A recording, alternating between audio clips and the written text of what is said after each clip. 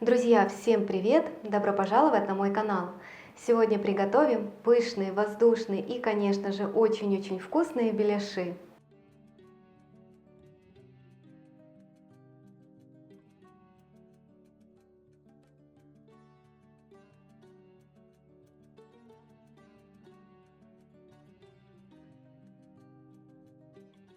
Для замеса теста мне потребуется мука, теплая вода, соль, сахар, растительное масло и дрожжи.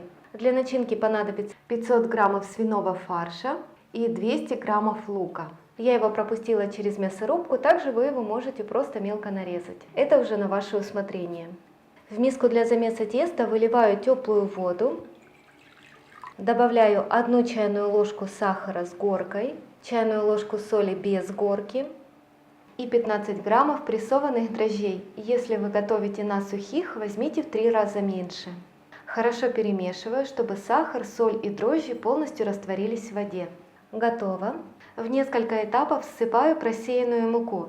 Изначально добавляю немного больше половины от общего количества. Остальную муку буду подсыпать по надобности. Замешиваю тесто. Тесто остается довольно мягким. Подсыпаю еще 2 столовых ложки муки. И перехожу на ручной замес. Если тесто остается вот таким довольно липким, подсыпьте еще столовую ложку муки. Тесто остается вот таким слегка липким, подсыпать муки больше не стоит. Чтобы хорошо его вымесить, добавляю 1 столовую ложку растительного масла без запаха и продолжаю вымешивать. После того, как тесто полностью соединилось с маслом, перекладываю на стол и продолжаю вымешивать на протяжении примерно 5 минут. Вот такое очень нежное и мягкое получается тесто. Оно немного липнет к рукам, но подсыпать муки больше не стоит. Перекладываю в миску. Донышко и бортики необходимо промазать растительным маслом без запаха. Накрываю кухонным полотенцем и оставляю в теплом месте для подъема примерно на 30-40 минут. Подготовлю начинку для беляшей. Из специй я буду использовать черный перец, сушеные итальянские травы и соль. Вы выбирайте специи на свой вкус. Перекладываю лук к фаршу, перец, итальянские травы и соль. Руками хорошо перемешиваю. Если начинка получается сухой, тогда добавьте примерно 1 или 2 столовых ложки воды. Так она станет более сочной. После того, как хорошо перемешали все ингредиенты, вот так слегка отбиваю фарш, чтобы он стал более плотным и с ним было удобно работать. И вот такая начинка получается не жидкая и не сухая. Прошло 40 минут, тесто прекрасно поднялось. Перекладываю его на стол и делаю обминку. Вот такое гладкое и красивое тесто получается после обминки. Место, куда буду складывать заготовки, немного промазываю растительным маслом. Его вес 570 граммов. Разделяю на 10 частей весом по 57 граммов. Формирую небольшие колобки, подкатываю и откладываю в сторону. Накрываю заготовки пленкой и оставляю отдохнуть примерно на 5-10 минут. Тесто отдохнуло. Рабочую поверхность слегка смазываю растительным маслом. Скалку также немного промажьте. Раскатываю заготовки в небольшие лепешки.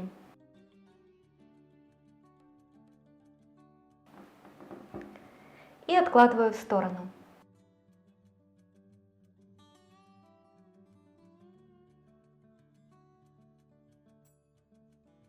Выкладываю начинку примерно по 2-2,5 чайных ложки.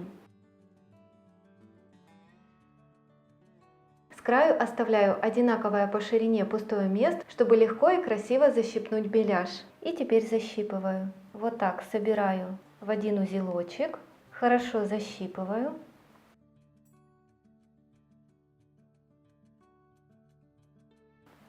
И слегка придавливаю ладонью. И вот такой маленький и аккуратный беляш получается. Вы, конечно же, можете разделить тесто на более большие кусочки и сделать беляши побольше.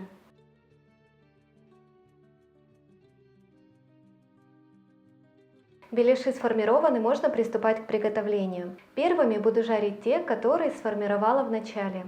сковородку необходимо налить примерно 300 мл растительного масла без запаха и хорошо его нагреть. После того, как масло хорошо нагрелось, выкладываю беляши швом вниз. На небольшом огне обжариваю до золотистого оттенка с обеих сторон. Растительное масло должно покрывать беляш примерно до половины. Просто превосходное тесто получается для этих беляшей, очень пышное и воздушное.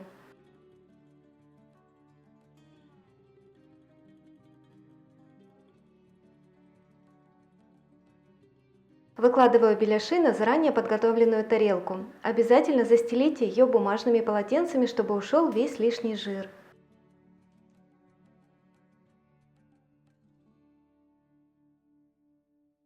Все остальные беляши жарю также.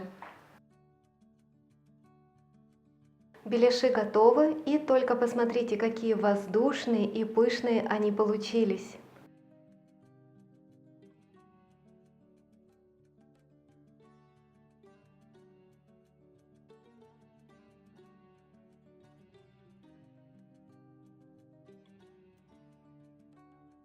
И только посмотрите, какой красивый беляш получается внутри.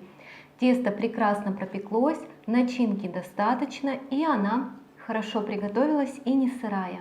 Вот такие превосходные получаются беляши по этому рецепту. Обязательно пробуйте готовить и, конечно же, делитесь вашими результатами в комментариях. Для меня это очень важно. Ну а я вам желаю приятного аппетита. Спасибо, что смотрите мой канал. Всем удачи, всем пока!